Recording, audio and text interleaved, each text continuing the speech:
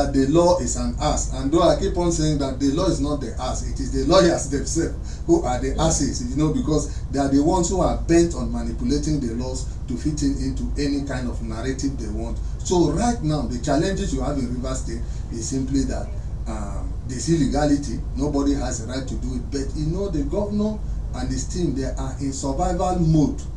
And and when you are in survival mode like that, you have to sometimes bend the law. Like I said, Fidel Castro said something some years back. He said, in time of anarchy, and you have political anarchy in Rivers State, the law-abiding citizen is a criminal. So when you are law-abiding, you are committing a crime, then you are lawful. That is what is happening. All right. So, according to the introduction that I just gave, there's a ruling in the High Court, State High Court, that these lawmakers that defected to the APC are no longer lawmakers, or these people that defected to the APC are no longer lawmakers, and their seats should be declared vacant. But then there are so many interim injunctions, court orders, different courts of the same jurisdiction saying different things and all of that. So where do we lay our feet? Where can we, which way are we going? Because there are different court orders. What's the way forward? Yeah, I think whatever different courts are saying, they don't have any power to change the law. I think the Supreme Court is the only court of policy. It's the only place where, when a ruling is made, you can refer to us as a precedent, so to speak. You can change even the law in the Constitution. Any other law any other court that makes a decision that wants to superimpose that decision on the Constitution is actually wrong. When you look at the law on defection of assembly members of another party, the law states that except there is a crisis in the party, and that crisis is not local, because they were citing the Rivers State PDP. You understand? But the fact is that the law says crisis at the national. And at the national, PDP does not have any crisis. So the lawmakers didn't have a right to move to the next party. Now, for doing that, you simply have to step out of your place. There are no more lawmakers. That's what the law says. So whatever they have gone to court to go and do, trying to get a black market judgment from any court, everywhere in the land, they can even go to Damaturu, the way one former House member did in EKERE State against a governor. Are you getting me? So all those are black market judgment that are going around getting, so it doesn't hold water as far as the Constitution says that, look, for you to have defected to another party, you have to lose your seat as a House member, whether at this, except the people who are grieved over this matter, who are feeling the negative impact of this situation. That is, the party refuses to take steps, like now in this situation you're talking about, the PDP refuses to take steps, but now they have. So for you to cross carpet to another party, you have to lose, because you went into that election, won that election on the platform of the party. It wasn't on an individual basis. If you did that on an individual basis, and then certainly right now we don't have an independent candidate. So if you did that as an independent candidate, then certainly you could have had the right to do whatever you did, but you don't have it. So they have to step aside. They are the pawns who are being sacrificed over the battles of giants. That is the situation we are in now. Okay, Rivers State right now is unstable in terms of governance, and Fubara is trying to see if he can weather the storm. Yes. Are you seeing Fubara successful in these attempts here? Because now that the legislators are moving out to the other party, if we're in Fubara's shoes, what's the next step you will adopt? Will you go ahead with the remaining members in the House? Yeah, I remember in this very studio I said, and already there's another speaker that's been certainly the people are saying they don't form a quorum, but the other ones are no more members of the House. So whatever members, whether it is one person left, it's a House of Assembly. You understand me? So the man has moved on. He heard what he said, jungle in the local parlance, jungle has matured. Right. And he made a statement, I cannot govern the state on my knees. This is a very important factor. And people forget, Mr. Wike forget that a governor is a very powerful person, more powerful than a minister. I get me. A minister is somebody's servant. A governor is completely independent. It's only beholden to the people who put him in power. So that is the situation that we have found ourselves. So the governor is trying to put his feet down to make sure that he takes control. And this is what we say when this matter came up the first time, when that thing was signed. And I remember I sat on this seat and I said, look, Mr. Fubara will not be able to contend with Wike over this matter. This resolution thing, there's so much concern about it, because first of all, with the president bringing up those resolutions, now the law says if you cited the law section 109(1)G about if you defect to another party, you lose your seat and all of that. Now the president in the resolution stated that they should return to their seats. Even if they have moved to another party, so they should still be recognized, basically, as what the resolution says. Now, was the president trying to overrule the law, the constitution? That's one. And then number two, knowing the law, why would Fubara sign the resolution? I think it was, this was a man who wanted peace in the state. And what the president applied there was simply the doctrine of necessity. The president knows that that law, that is why you don't see the president call the governor to harass him over not keeping to those terms and conditions. The president knows that he doesn't have that kind of power. The president said he's not going to meddle again. Yes, the president knows he doesn't have the power to do that. So the president was simply utilizing the doctrine of necessity. He has been a governor himself. He has had political sons who have succeeded him. He has had challenges with those people, and they have been settled. And even on this condition, I know that some people are saying that Mr. President advised Fubara to gather the elders and meet and see how they can reconcile, bring this matter to close. Are you getting me? So the governor himself, the president rather, I don't think he knows he cannot interfere. He wasn't doing that. He was simply trying to use his position as an elder, an experienced politician, and the president of the country to bring his influence to bear in settling that matter. By going against the law? Well, he wasn't going against the law. It's not the first time Nigeria has utilized a doctrine of necessity.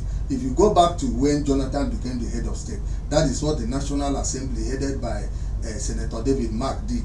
They applied the doctrine of necessity to see how you can settle the matter. It's not everything you go to court. There has to be the spirit behind whatever situation you see in the country or any society. So what the president was simply trying to do is to appease both parties. Even though when I went through those I saw that the conditions there were more to appease former Governor Wike, now the minister, and the current governor was not benefiting much from it. And I said here, I remember I sat on this here and I said, look, as long as the governor has agreed, he has shot himself in the foot, and that he cannot, govern the state under these conditions. He wasn't going to work, and we have seen it. Finally, the man is tired of trying to bend over backward to accommodate his political father. That is the challenge. And do you think that is the reason he wants to probe past governance in Rivers State? You see, being a governor, you have a lot of weapons at your disposal. He's sitting, he was a former accountant general. He had a case that Wike had to hide him, about the 43 billion naira corruption case against him as a attorney general of the state. And so Wike now, Wike hid him from being, he was not seen by anybody. Just like what is happening with the former governor of Kogi State now. Yes, so he knows exactly the financial transaction that happened. But what I'm saying is this, that he's trying to use this weapon to make sure that he kind of has one up on former Governor Wike. He has the power, he has the document to do this thing. So he wants to use some leverage. It's kind of a leverage, to use it to see how we can stop Wike from doing whatever Wike is planning to do. You see, Wike fighting him. And I do believe that because Wike doesn't have immunity, Wike can come into Rivers State, and because of this matter, he's arrested. You know, because you have processes. We don't know whether it's simply trying to use this to threaten the governor, the former governor. You know, by the time the committee meets, they can come up with something, and that may make the current minister to take a step backward and to calm down the tension. It may happen like that. If the man doesn't want to take a step backward, you can go on forward. The matter will be taken to court.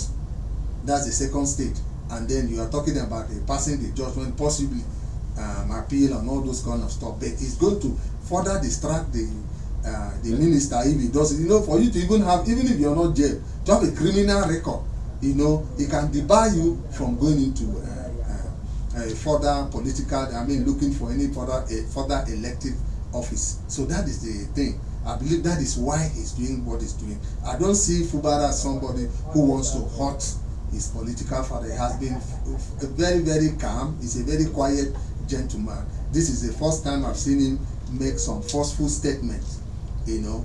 So I do think that he's just using that as one of the levers to get things corrected in this state, to stop, to end the distraction that is passing through right as we speak. Maybe, okay. Maybe because the jungle has matured. Yeah, certainly the jungle has matured. There's this argument from the Amaule faction that about the division, going back to section 1091G. They said except there's a division at the national level. Now there was something that was mentioned about the at the time of the defection, that there was the national secretary had left the seat to run for a seat in Imo State. Does that hold water? That is not a crisis. That's no. Making it seem like that was a division enough for them to move. You know, let's look back at the precedents. What happens in 2014 or so when you had the new PDP? There was a faction. The PDP was divided. Yeah. There was a faction, and they even had an office of their own. I get me. They called it the new PDP or something like that. So it was easy then for many people to say the party is divided at the national level. But on this case, where somebody simply says, I want to contest an election, you understand me? I don't know any law that even says you have to resign first as a party executive for you to go. And it was just the secretary or so. You understand? So there was no division in the party that people like what happened when Jonathan wanted to go for second term, and there was clear division across the party, at the national and across different states of the federation. You could see that PDP was deeply divided. But on this court, there has been nothing of that sort happening. You have court cases, you have this or that, so nothing. So they don't have any argument. You see, it was simply being pawns who have been sacrificed for the interest of their political master, which we are always advised. Don't join big boys to fight their political war. I get it. Recently, we saw the wife of the Senate president dancing in the church with former governor Dom Emmanuel. I get it. So those who join them to fight the battle, now you become an enemy of either this one, because the big man will remember the insult you insulted him, but he will settle with his friend. You know, so these are the situations we are seeing. These men are suffering from the wrong decisions they took, and the law says you don't have any office anymore. That is where they are. As much as it is unfortunate that they have found themselves in this situation, but like we say in our parlance, go to our someone would do. So yes, so that is the situation that they have found themselves. You know, they should have thought hard and deep over this matter and find a new way to circumvent these challenges and see how we can settle that matter. Okay, how we can settle that matter? Well, for now, I don't think the solution is in sight, because the Rivers people are wondering when governance will actually start in Rivers State. And will you go to Rivers State in a hurry? Well, certainly it doesn't really bother the common person. People are saying there is not a war zone.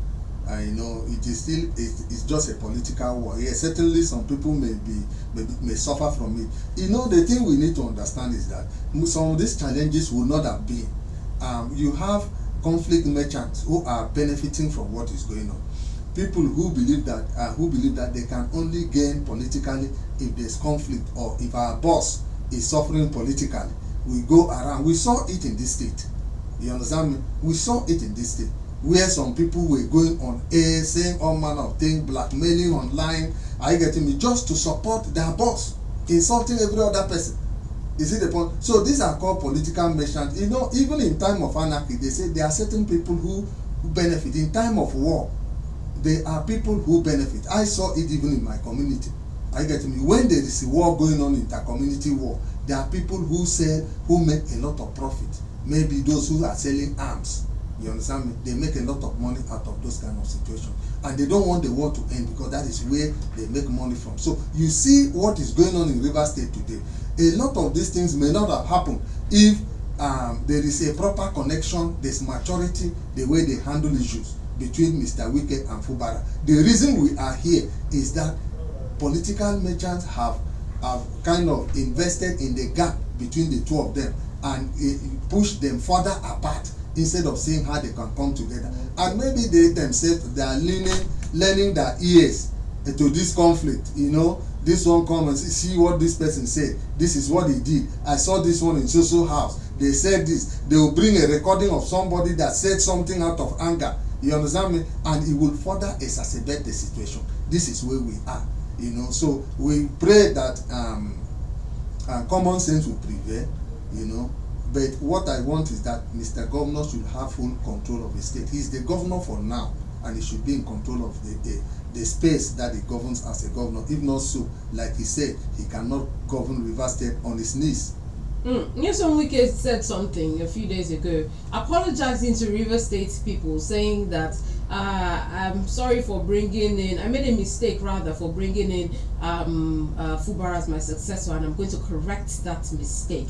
What do you think that means, especially to his supporters? Well, I will say that, you know, they asked Michael Jackson one time, and they asked him, what is tell us your secret. He said the secret of the success in music is that you don't bring out your best music at once, you know, or every year. You know, what it simply means is that you have to keep some of your weapons. You know, Wike is too hasty to jump on board and open up what he's planning. Now, you say what you're saying. By the time things come, the hooves come to this thing, Mr. Governor can be well prepared for him. He has said what he's going to do in the next 3 or so years.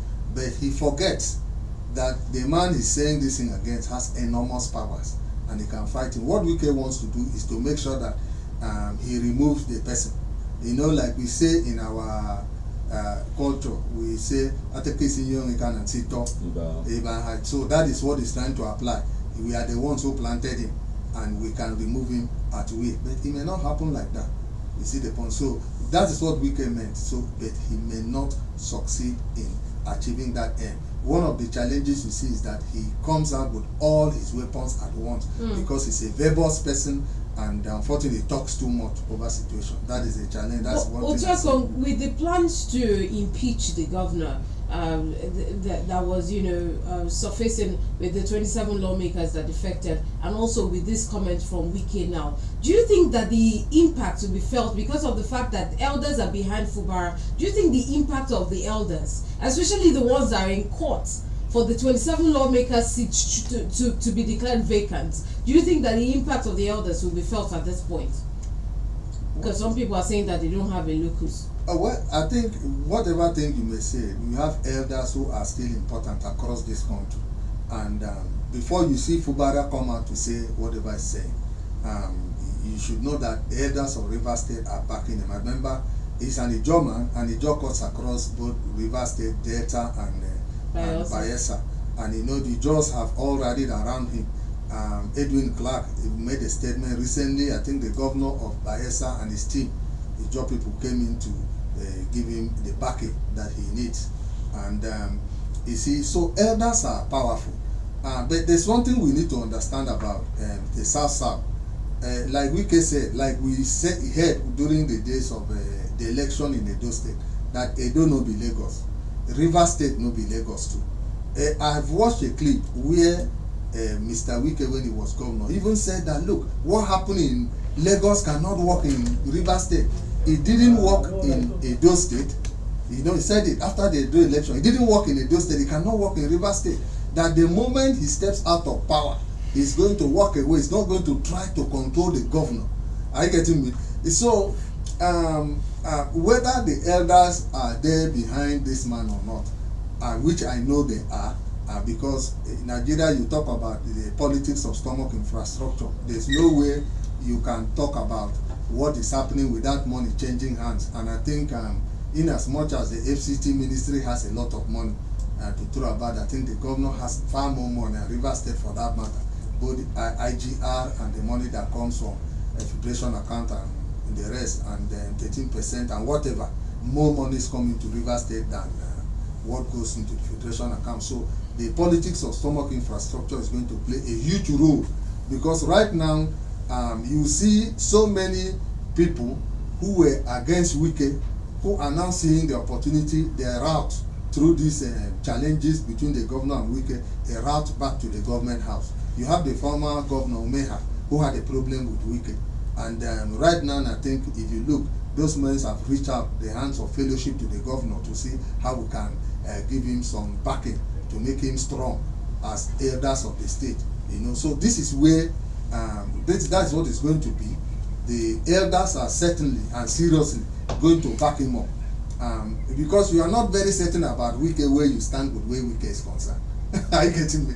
You don't really know. So I think with a calm young governor like the current governor of Rivers State, I think the elders are more comfortable with dealing with such a person than dealing with a man who is like a rabble-rouser, a very atomistic, like a cow in a china shop, like they say, or an elephant in a china shop. You don't know what you're going to do to piss him off. He can embarrass you in public. He can say so many things. You see the point? So I think they are more comfortable with the current governor, and some of them are, like I said, are merchants of conflict. So they are benefiting from what is going on currently. Okay, and now let's come to the newly appointed Attorney General and Commissioner for Justice. My brother, the governor of Rivers State, seemed to be it seems to be full of hope of full of assurances that the newly appointed Attorney General and Commissioner for Justice will legally protect him. Now, this is his excuse. Why we are bringing you at this critical time is, unquote, we have a lot of issues around us, and we believe that you are going to be the one that when they send service to you, you go and file nolli prosequi, that is, you go and file one thing and you kill us here. And so he seems to have full confidence in this man, and he says he's a learned man, he's a peaceful man. He went on to pour more accolades, more encomiums on the man. He said, please defend us. We know that you are going to defend us because your record is clean and you are a gentleman and peaceful, and you're not going to be a noisemaker. People like you are endowed and they have the fear of God. He's putting all his trust on this man. He believes that legally is going to, protect Rivers State and his administration. What if he fails? He knows what he's doing. He can be removed. He has the power to hire and he has the power to fire. So he's the one who hired him, so he can equally fire him. So if the man doesn't do what he said to, the man is a servant of the governor. So there's no way he can do. The only thing the governor has done now, I've seen, which I like about this situation, he has to look for somebody who is well experienced. And like he said, you are a son, not a son that they bought the son for, but the son that got it based on what is credit, So that is the thing. I think the current Attorney General, he has his job, how would I say, he knows what he has been sent to do. And the governor did not even sack the former man. The man resigned when he removed him because, yes, the governor was not comfortable with having a man who was loyal to another person. And normally you're not supposed to employ somebody who's not loyal to you, especially in politics. You can't, anywhere in the world, you can't employ somebody who's not your loyalist. If he's loyal to the other person, you are going to have problems. He has made the situation very uncomfortable for the former office and took him to the office of the Commissioner for Special Duties. And the man said, I cannot stay in that office. And when if you can't stay, and he simply had to resign because he couldn't stay, and the man brought in the kind of person he feels can work for him. So I do believe that nothing is going to happen. The governor will have his way. You understand me? Others may have that say, but certainly he's going to have his way. So that is the whole All thing. right. Otuekong, what's the way forward? Especially because the River State people, as we mentioned, it's been a year, or it's almost a year, and they have not really seen the benefits of the people that they put into power. What's the way forward? Should Fubara leave the seat? Should he stay there? Should VK back off? What's the way forward? I think, I think he should still give peace a chance. But peace should be on its own terms, not the kind of peace that will crumble his administration. That is where he should go. And but again, too, I think the most important thing is for him to provide for the people social and economic justice. You know, give to the people needed things, give to the people health care, give to the people quality education, give to the people security, give to the people economic benefits, invest in the aspirations of the people, and let the people back you. Rural development, let the people back you. Let money come into the hands of the people of River State. Look, let me tell you one thing. Wikes built a lot of structures around River State, tarring of roads, especially in Port Harcourt, that cost billions. But I can tell you that the people of River State are as poor as they were before he came into office. There's deep poverty. The money didn't enter. Those money left. There was so much capital flight. You know, you have not invested in the people at all. Like you have some guy farming here. It's not a Akwa Ibom state that started it. It started with River State. River State was the first state that went to Benin Republic to look at some guy farming, the previous governor, and the man brought it to the state. But he couldn't finish it before he left. And maybe because of the fact that the previous governor to Governor Wike, they were not in good terms. Because of that, Governor Wike, when he was in office, abandoned that project. But these are projects that would have put money in the pockets of Rivers people. So this current governor, you need to build a strong structure. Don't build a strong politician. Don't make money. This is the problem many politicians in Africa are facing. I remember I was listening to the Prime Minister of Burkina Faso, and he made a statement. He said, look, he'd rather be a poor politician in a strong state than be a rich politician in a weak state. That when you are a poor politician, you understand me, in a strong state, nobody can come in and destroy that state. He showed example of Rwanda, showed example of what do you call it, Nicaragua, showed example of Cuba. You understand? And how is a state strong? When you build your people, this is what we are saying. Mr. Governor should build the people. Look at somebody like Peter Obi. He is the only governor, former governor, that can walk in the street of his state, nothing happened, because he did a lot for his people. He lives in Onitsha. If he goes to Onitsha now, visits Onitsha now, he can walk in the street. Everybody will gather around him. The people are the ones protecting him. You see the point? Because he has a legacy in that place. Today, the House of Assembly in Anambra State is made up of members of his own party, as you know. You understand? The current governor was crying that they are going to impeach him. But the man said they will not impeach you, and they have not. You see the point I'm trying to say? So what Fubara needs to do is to offer to the people of River State, what do you call it, this thing, social justice and economic justice. The moment you do those two things, you understand me? Even the issue of re-election is a foregone conclusion. You get re-elected, no stress. The man will not do anything. But when people keep on suffering, they can be easily bought over by your political rivals who are trying to see how they can bring you down. So these are the challenges. That is what the man must do. Okay, that is what the man must do. And let's see if we can take calls from listeners who are ready and willing to contribute.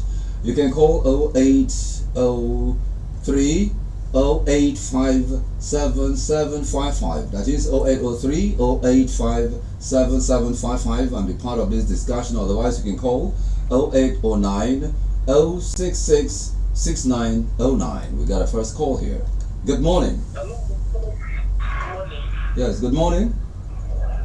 I'm I want to find out what the analysis is. Before you go on, what's your name? What? I didn't drop my name. Only you. All right. In the hello, are you hear me? Yes, go on.